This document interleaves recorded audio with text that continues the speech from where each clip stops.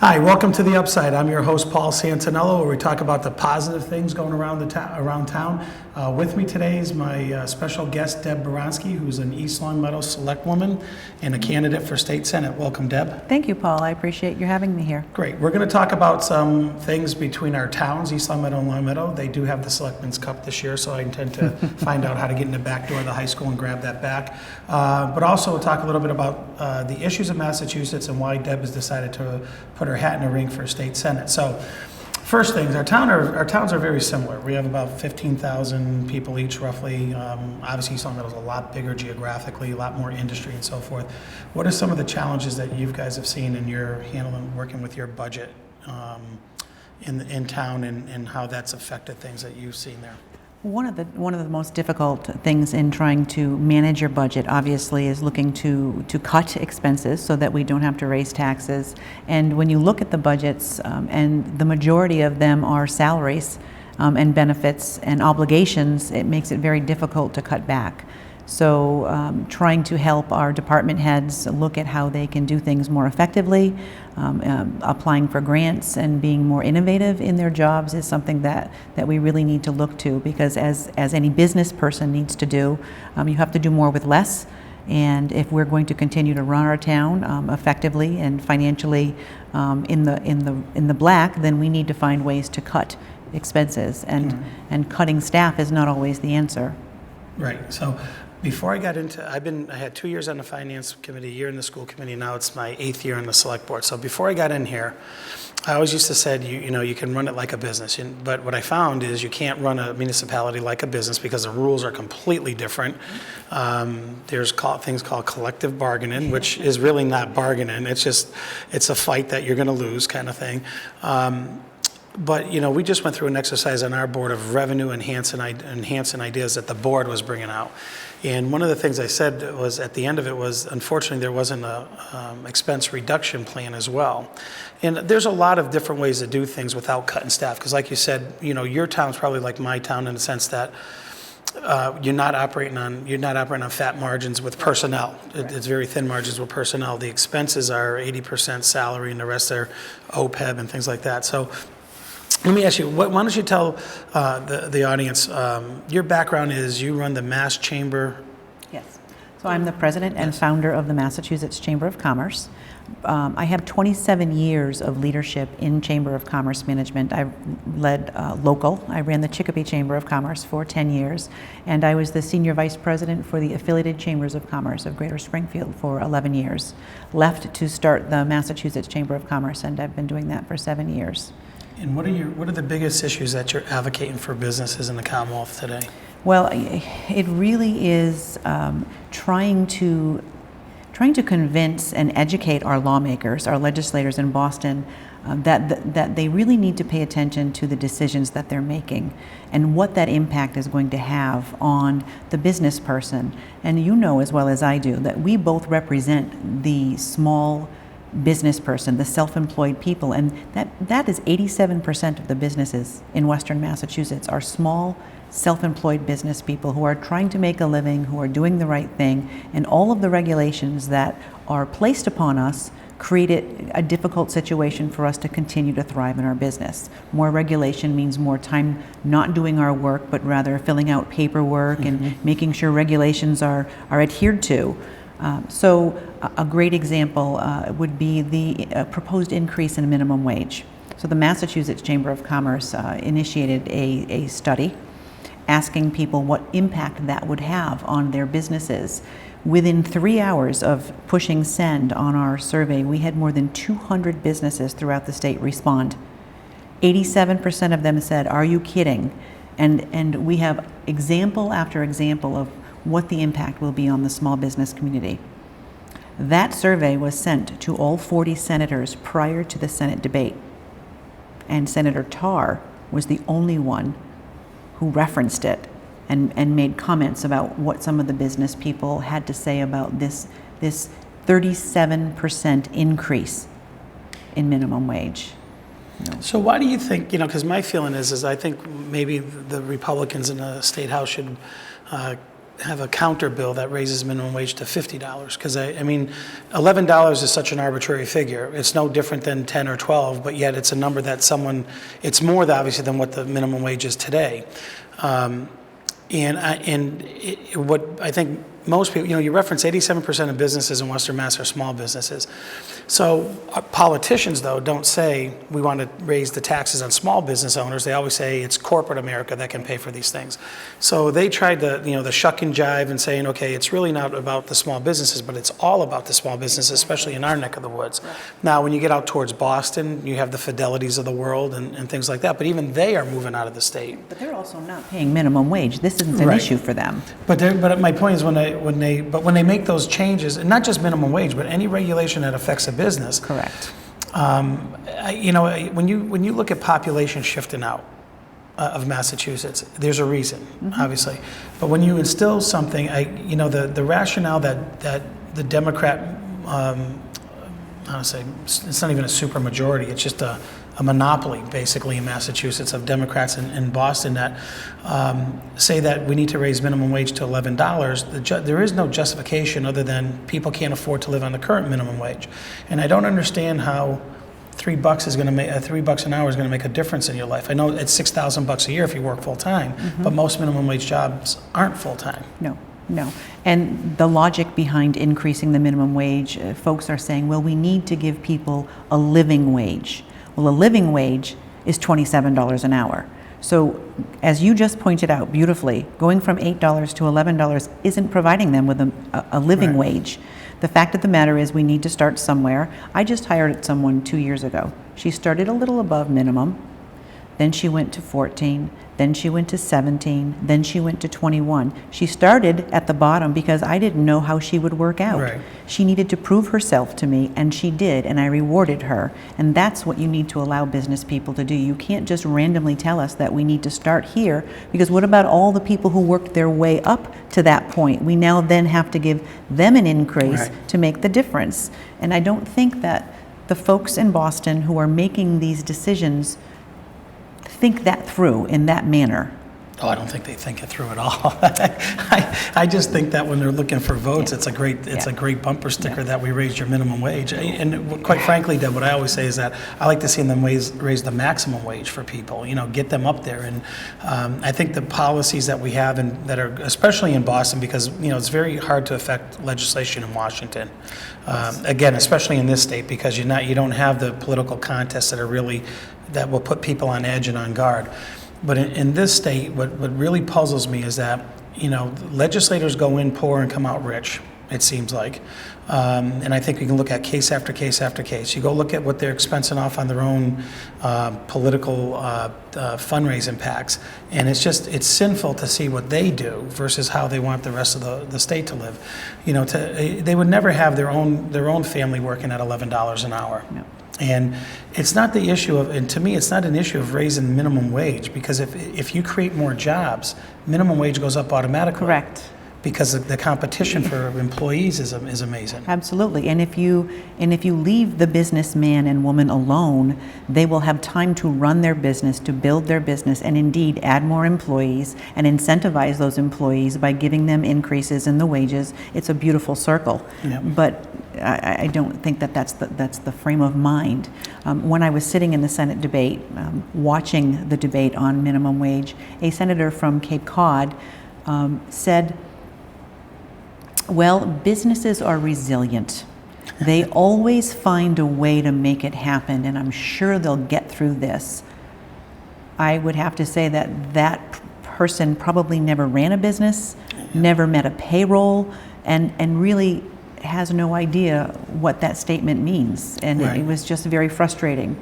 I think to listen to that. Yeah, it's a great parrot of the American people are resilient and they'll make their way through.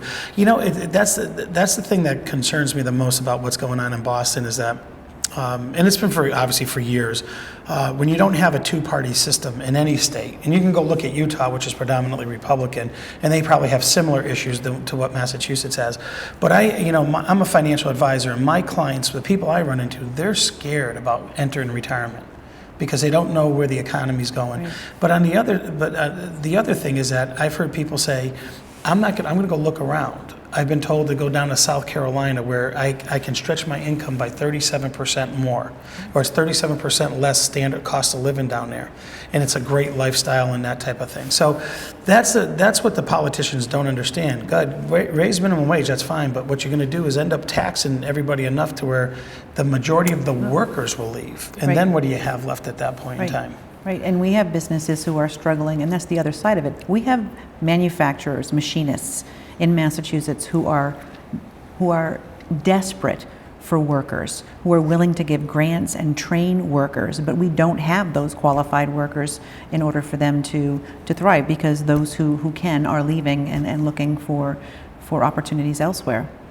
So what made you, besides that issue, what made you get into the race for state senate? Because it's obviously a jump from, selectmen, so it wasn't, it can't be the salary, but Yes, I mean. I'm looking to retire, no. Yeah. So it's been about 4 years. It's a natural progression of what I do. A Chamber of Commerce works to make its community a better place to live and work and do business. So I've been doing that for 25 years. The Massachusetts Chamber offered me an opportunity to advocate and lobby in Boston, which is something I found that I enjoy.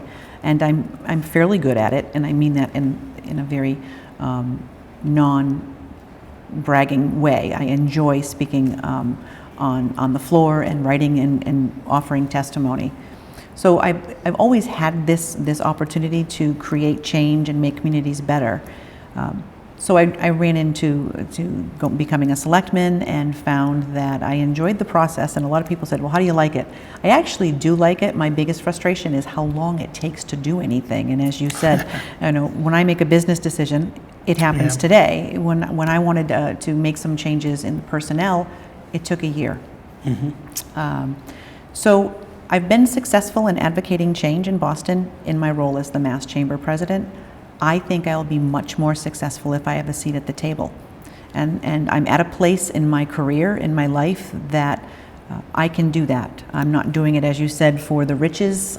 I've got a very successful business that I love and I enjoy, but I think it's an opportunity for me to use my skill set, my enthusiasm, and my energy, and put it to good and best use for the citizens of Western Mass. Excellent.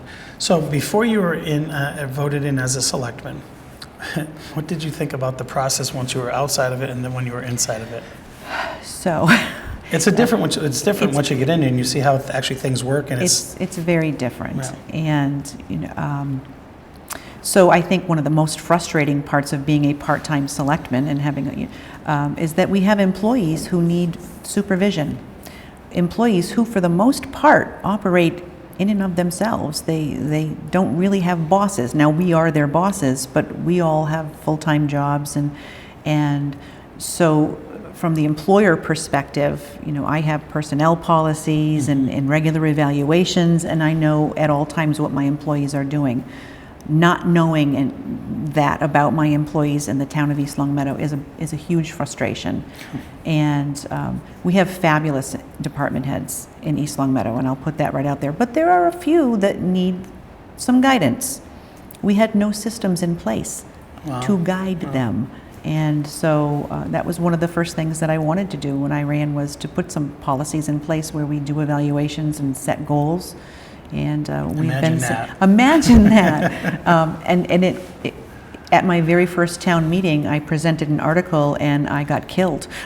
There you So go. it was a very good learning experience, but I didn't give up. Rather than passing it through town meeting, we are taking those employees that we, the selectmen, are responsible for, and we are initiating the policy. So we're starting somewhere. Yep. And I'm very proud of that. And town meeting's a wonderful form of government. It can take a whole year's worth of work and really throw it out the window. Right? But If you have 100 close friends, you can get anything you Yeah. want, and that's something else that I learned, unfortunately. that's what I say. Those are good things to learn, because when you go down to Boston, the difference is if you can survive on the local level, in my opinion, you can survive in Boston, because it might be a rougher crowd, but there's nothing rougher than local politics, and especially if it's something you're presenting, as you said. But so we talk about minimum wage, which is really just the one thing that I really despise about politics and it's not Democrat Republican thing. It's really the pandering, the hyperbole that goes on when you talk about something like minimum wage. And it really is nothing but class warfare. And I don't want to get into that higher level of it, but it really, instead of really solving the problems, and that's what really pisses me off about the legislature, is that they really could solve some problems for Massachusetts. Massachusetts is I grew up in Springfield, and I always said it was a great city to grow up in. You had neighborhoods and things like that. But it's not, things aren't quite the same. When in our state, you don't have to show that you are a legal resident to receive welfare benefits. That's not even a compassion issue. That's you tax people in Massachusetts to hopefully provide for services in Massachusetts. Right. I don't get that. I don't get how a legislative body can say, look, it's in the best interest of my constituents, who I represent, to let people from New York, Vermont, Connecticut, whoever, come on in and receive welfare benefits, when their own states provide those. So I don't understand. I mean, your challenge is obviously, when you get down there, is trying to bring some common sense into these folks. And common sense is not so common, and yes. I think that's one of the keys. I think that you're absolutely right. I don't understand how, and being in Boston and understanding where these decisions are coming from, and providing some different thinking. And I think that's the other thing that's missing from Boston. And I mean no disrespect, but if you're a good attorney, that's fabulous. But being a good attorney doesn't make you a good legislator.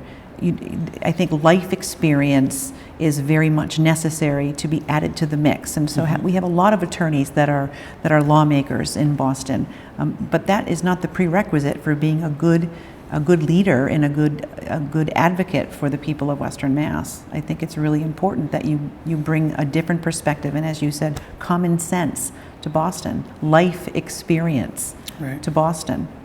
And if you take a look at, and sometimes it all gets blurred and mixed together, and it's not, I've always looked at it in party politics as one thing, but it is a Democrat-controlled legislature, and when you have that, I forget the state rep's name, Enriquez or whatever his name is, I can't think of his last name, that got convicted for assault, and they let him go yesterday. Yes, and he was keeping his house seat. He was pleading this case before him, and it's just, there were 5 people that voted to retain him, or let him retain his house seat, and they were all Democrats. And the way I looked at it is, they probably said, that's the worst. That's not the worst that we do in Boston, So I'm hoping that as people like you get elected, that it does bring a change, not necessarily about Democrats and Republicans, but someone who's going to work for the people, And I always believe that you can be as compassionate as you want to be, and you should always start it with yourself versus other people's money. And it just seems like, this whole thing's out of whack when you don't require a driver's license to prove you don't require anything to prove you're a resident to receive welfare benefits. That can't benefit anybody in Massachusetts, because those who are really in need aren't getting the help. Correct. We're spreading ourselves thin for not paying attention to what we need to be paying attention to. It's like giving away free financial advice. You want to be a good business person, and you might offer some free advice, but at some point, if you want to be my customer, you need to pay. If you just give away your advice, then you'll be collecting some of the benefits before you know it. So you and I happen to be on a radio show on WHYN the day after Christmas, because no one else would go down. Good for us, right? Good for us, yep. But one of the things we talked about was, if Springfield were in eastern Massachusetts, how different the city would look. Yep. What do you see as the challenges of bringing Western Mass down to Boston, and Boston back to Western Mass? I don't think they take us seriously. I know that for a fact, having founded the Mass Chamber of Commerce, living in Western Mass.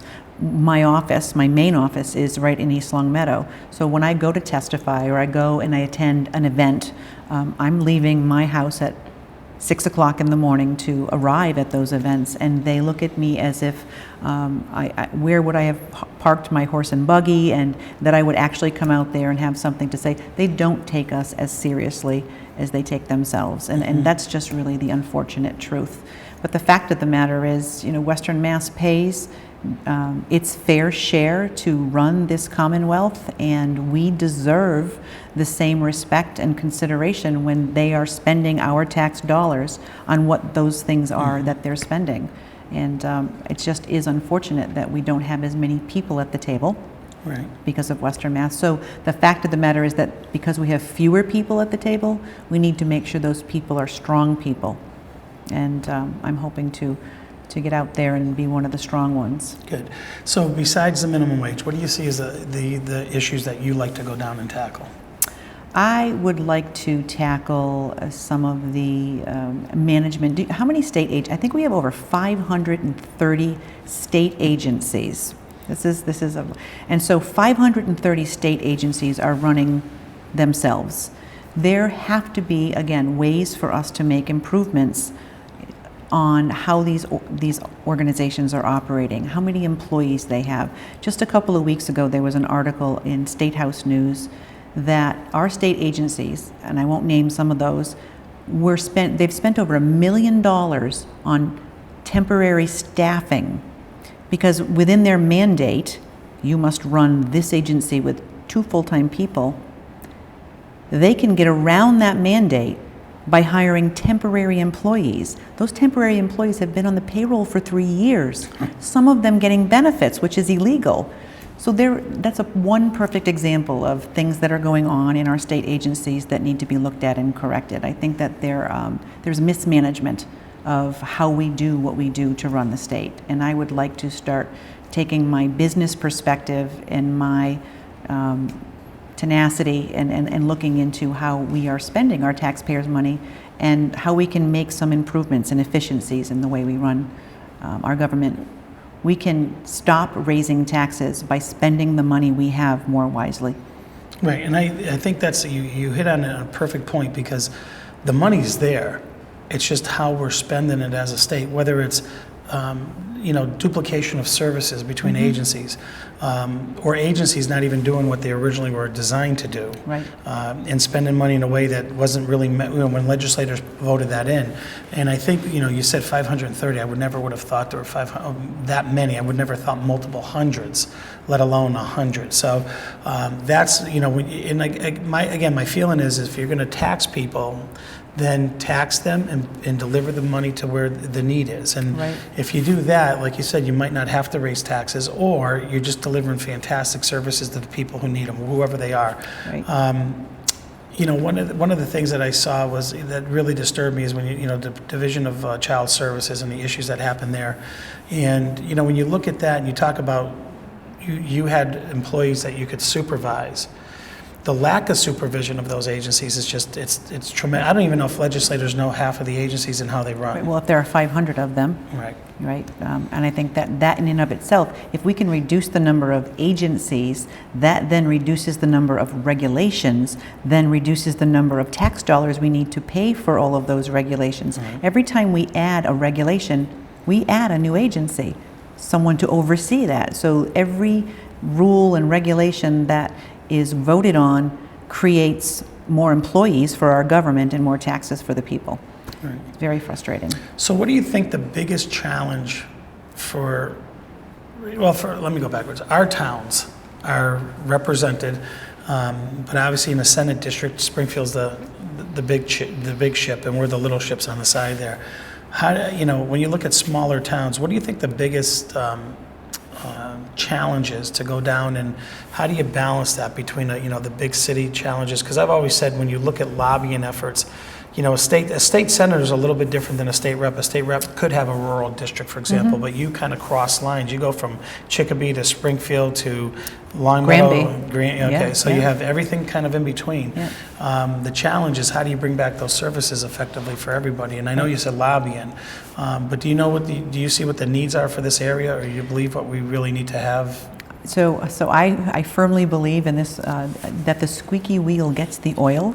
And I think that that's what needs to happen, and you need to be able to not worry about upsetting the person sitting next to you or across the table from you. If I'm in Boston advocating for the 9 cities and towns I'm elected to advocate for, then that's my job. And if you don't like it sitting next to me, then due respect, nice to meet you, it's too bad, that's why I'm here. Mm-hmm. So the squeaky wheel gets the oil. I'll use my own town as an example, and obviously when I kicked off my event, I visited all 9 cities and towns to make my announcement, 9 hours in a van with 10 of my closest family and friends last Saturday.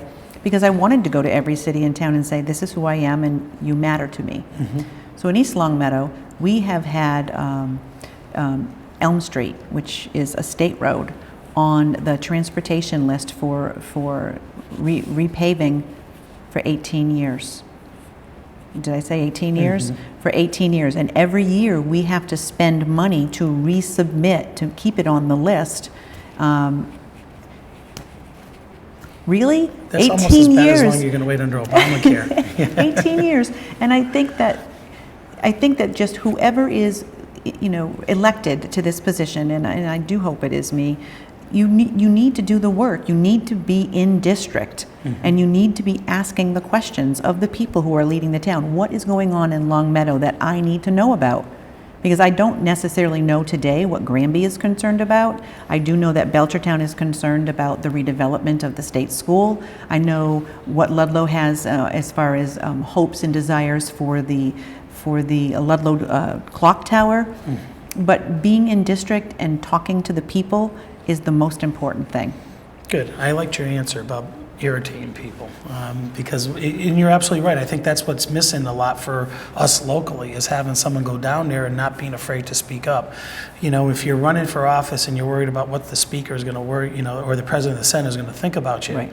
then you already went in at a disadvantage for your district. So Correct. I really like that. I love that answer. That I think making pearls and being an irritant and that's how you get things done in your Right. town. I That's think right. famously, I think Brian Lees is probably one of the best advocates that our two towns have had in the State House, because he literally went out and was Brian. Yes. He could kick and stomp and raise a furor if he wanted to get something done for his district, and that's what it takes. And I'm glad to hear you say that. Good.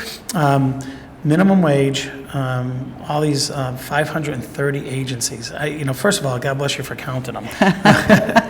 But you've worked closely with businesses, obviously through the Mass Chamber, and businesses don't run a state, obviously, so advocating for businesses with what you see, but affecting them.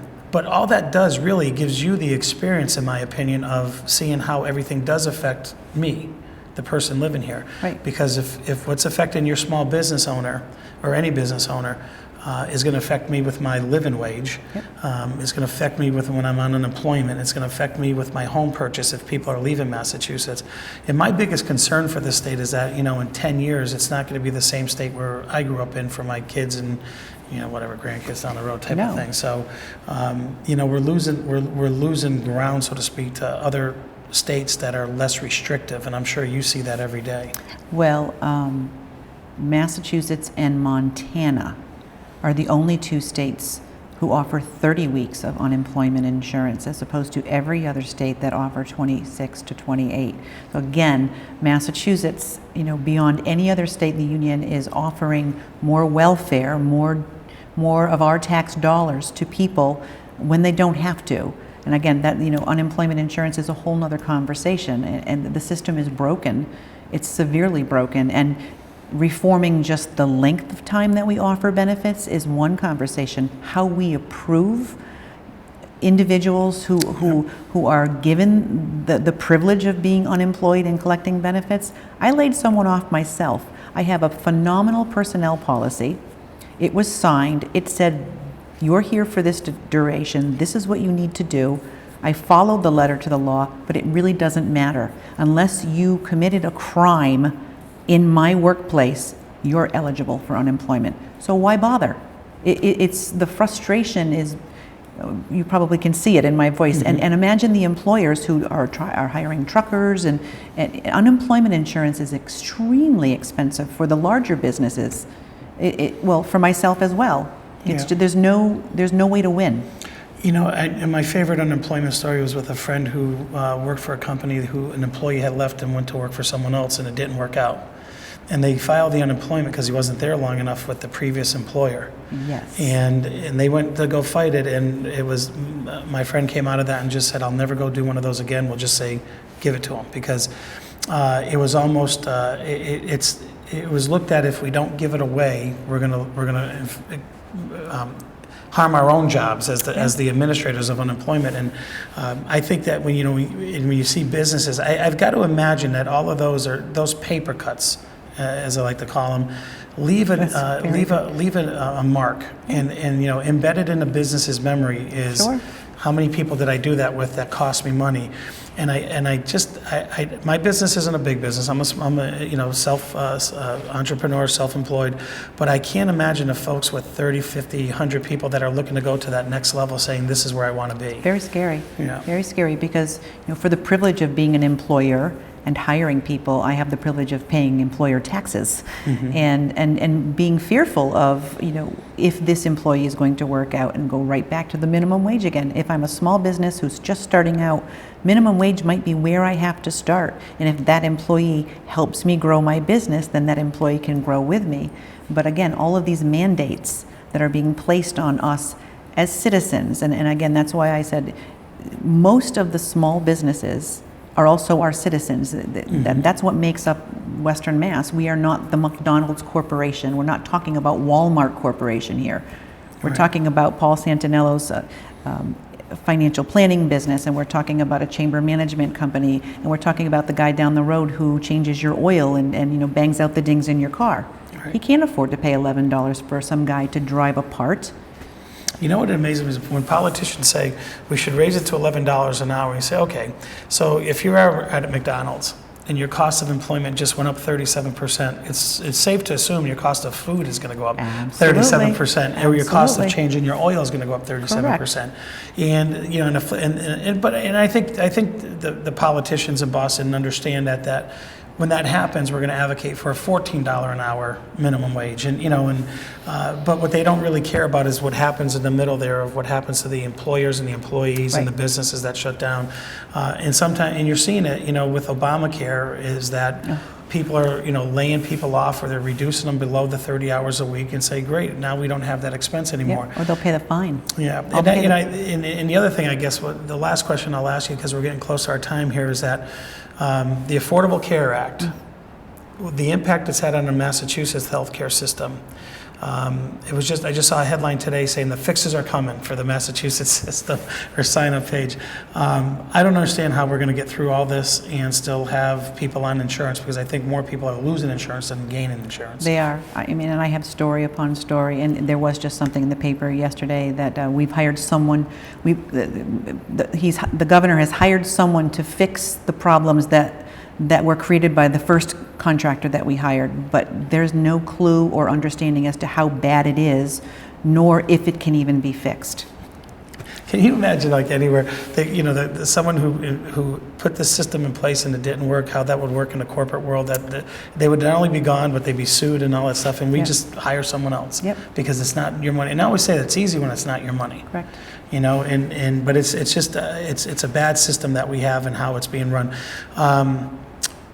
And so we'll wrap it up. I want to, Deb's is a current selectman in East Long Meadow, but you also decided not to run for re-election. Correct. I felt that it was fair to the town of East Long Meadow that they have someone who would give as much of their time in running the town. As I mentioned, it's a lot of work. And so I wanted to dedicate myself to running for senator, and I wanted the town of East Long Meadow to have someone who could dedicate themselves to serving as selectman. Okay, so you heard that. I'm not going to ask LCTV to repeat that. We actually had a politician who's not a politician because they decided not to run for re-election for the betterment of their town as opposed to the betterment of them. And I applaud you for that. When you said that on WHYN, I said the same thing. That takes guts. More than running for office and then running on the taxpayer's dime while you're running for Senate. And not that you get a hefty salary and that you get as a selectman, but I think that speaks volumes of you, Deb, and I mean that sincerely, that you would give up a seat to pursue another seat, and not knowing how that would turn out, and not having your selectman seat. And I applaud you, because I wish everybody who would run for a higher office would abdicate the seat that they have today, to be fair to the people who are paying them to be there. And we'd have a much different government, number one, and you wouldn't have as many career politicians as they do, and you would have more people like you in Boston who would fight for the taxpayer. And folks, it's not just fighting for the taxpayer. It really, that's a misnomer when we say that. It's really really fighting for people, because Right. if you fight for the taxpayer, that means you are improving services, you're improving efficiencies, you're reducing expenses and overlap, which makes it better for the taxpayer, but also makes it for the people that need help. Correct. And I've always said, if we deliver those taxes to people who needed help without all the interference in between, there'd be so much money left over that we wouldn't know what to do with it as a state. So I just want to thank you for coming on the show. Thank you so much. It's been an honor of mine to have you here. I do think that when you're looking at the state Senate race, there's still candidates getting in, there's still time to take out paper, so the field isn't set yet. But really look at the credentials of the person that you're going to vote for, because what we haven't had, and I can tell you from my perspective on the Board of Selectmen in Longmeadow, is people going down to Boston and fighting for us to bring things back to our community and understanding the needs of the town of Longmeadow and translating those down to the people in Boston and saying, what do we get back for Longmeadow for the amount of tax dollars that we send down? So when you look at the candidates running for office, look at their background and how they're going to deliver that service back to us here in Longmeadow. We've been missing that. We've been missing people going down there and fighting for our needs in Boston. And so when you do your research on a campaign, look at the backgrounds of the people and how they're going to advocate for you down in Boston. So with that, again, Deb, thanks for being on. Thank you so much, Paul. I appreciate it. And look for us on the next show of The Upside. You guys have a great day.